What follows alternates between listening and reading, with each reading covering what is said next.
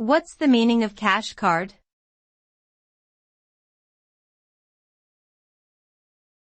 Cash card.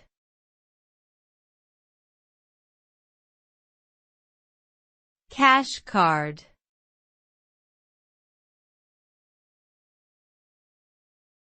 Cash card.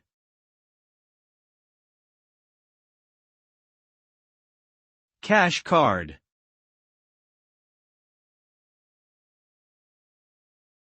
A cash card is a type of plastic payment card that allows the user to access their bank account, withdraw cash, and make purchases. Unlike credit cards, a cash card is linked directly to a checking or savings account, and funds are deducted from the account balance with each transaction. Cash cards can be used at ATMs or as a debit card at merchants that accept them. They provide a convenient way to access cash and make purchases without carrying large amounts of cash.